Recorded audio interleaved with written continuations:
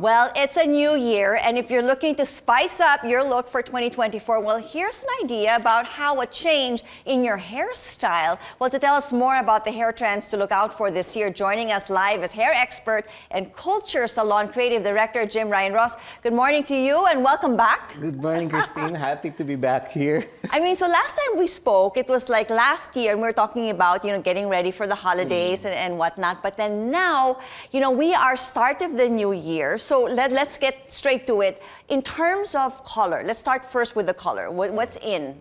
Color for 2024 Yes. will be very exciting and transition somehow. Hair coloring brands has launched deeper and richer tones this time. So it's like welcoming the quiet luxury. So I have here a model, Maria. So for her, we just added some caramel tone highlights. Yes. And her base is dark, closer to her natural tone. So ito yung very low maintenance kasi your regrowth won't be too obvious. Yan. So kung dati yung balayage, di ba, Yes. very light at the bottom, still you see some highlights, but it's combination of low lights at the same time. There, I do see it because you did mention that the last few years we did see a lot of yung mga ash and blonde Yes. and colors and different colors, but then now you say that we are going to go richer and darker. And then how about the color of your model For here with the Abigail, bump? on the other hand, so Yeah. she's sporting a red-orange collar. So it's still on the deep side color, pero a little more adventurous for those who would like to play up with their colors. So the red and orange, we've seen that with a few celebrities locally and in Hollywood at the same time. Yes.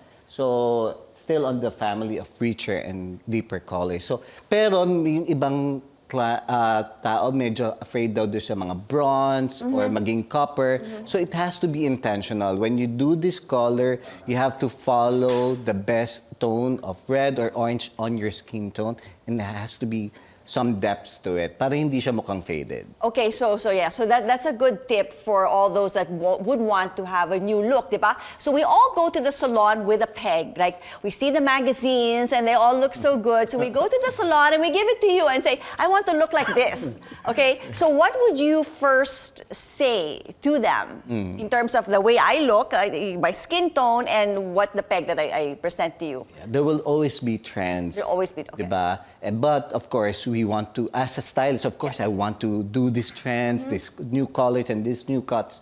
But we want to, of course, consider your skin tone first. So there's either you're cool or warm, right? So you have to consider all those colors and to complement your skin tone. So like here, we have a blonde, but it looks so natural on her. It looks like she was born that way. Correct. So what did you do to make it look like that? What was her skin tone in relation to the color that you used? So to consider the shade of the blonde, no? Everyone can wear blondes. Okay, most so likely. that's everybody. Okay. Yeah, and everyone can wear reds or browns. Yeah. You just need to find the right tones of that color. So the key here is the fairer your skin tone is, the lighter shade of the color. The deeper your skin tone is, the darker shade of that color.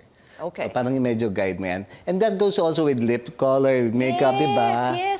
Actually, we just had like a color expert on the show a few days ago to teach us how to wear it well. So it's from the shirt to your makeup and to the hair as well. We have to include that. Okay, so we tackle the colors. How about the cuts and the hairstyles for 2024? So for si Maha, naka-blonde bob cut. Kasi bob is a very classic look, but we've seen that reinvented through the years and several times. So 2023 started that trend. We'll just see that more textured and with different lengths. So in her case, it's a chin length bob. Meron namang lob, yung medyo hanggang collarbone. Yeah, just like kay Abigail. Yeah. And for Maria, you'll see that she's wearing parang layered. Yeah, another classic, but with the influence of Korean style now, ang daming texture lang na dinadagdag. Personally, I like modernizing it through curtain bangs. Okay. So, mas maraming layers. Yeah, we do see a lot of curtain bangs nowadays. And siguro, do you find that that's easier na mas easier for people to wear aside from the straight bangs. Exactly. It's friendlier. Kasi it's friendlier. Kasi pag straight bangs, kailangan planchahin. Pag curtain bangs, you just brush your hair here and there and then create volume. Plus, most Asian and Filipinos, parang straight lang yung hair natin. Yeah. When they ask for volume, adding curtain bangs can easily do that for you. Okay, now we see a lot of curls as well. So explain how do we get that curl there? Well, yun, like parang ganun nga, di ba? Kasi mostly you're straight and we want Yeah. to see some texture to it. Styling your hair curly would elevate the look, the cut, and the color at the same time. But always remember, we have to take care of it. So using styling products to prep that would be necessary. And of course, have some treatment at the salon too.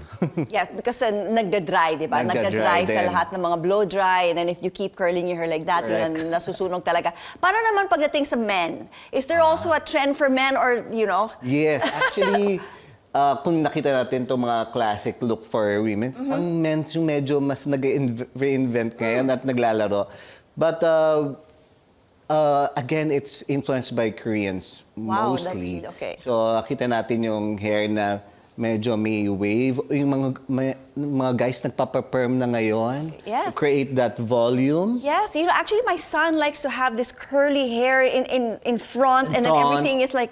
Yeah, and then the back will be the sides and the back will be faded. Nakagather yung curls in front, on top rather. And it's very trendy.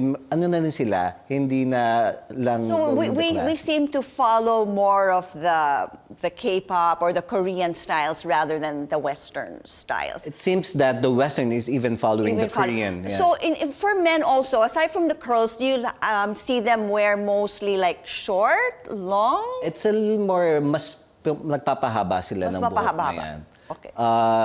Parang may 90s boy band na Yeah. yung dati middle part, ngayon more on the side More on the part. side, okay. But you'll see some fringes also for men. Pagdating naman sa kulay, would it be the same as the women? Are we also, moving away from the blondes and the ashes and going deeper and darker color for them? Definitely, yes. It is the forecast, and as I mentioned, the hair coloring brands has been pushing for deeper and richer tones this time. Okay, and then let's get back to it. How should we care for our hair this 2024? Aside from, okay, we have this nice cut, we have this nice color, but if we don't take care of it, I mean, wala. Diba? Yeah. Sayang lang yung pagka-texture, magiging Exactly. dry lang talaga. So, quick tips on what we should do. It's always advisable that when you do a color, most especially, you pair it with a treatment. Okay. At the salon. And for you to maintain that at home, at least do every 2 weeks hair treatment that you can buy. These treatments you can buy at Ano yung mga drugstores. purple shampoos, mga ganyan? Does that work for colored hair or no? Or Purple blondies? shampoos yan ay ideal for mga blondes and ash tone color. Yeah, you can continue if that's your preference in terms of color. But there are generic hair color maintenance shampoos, which is very important as well. Okay, and aside from that, we just have to keep visiting you.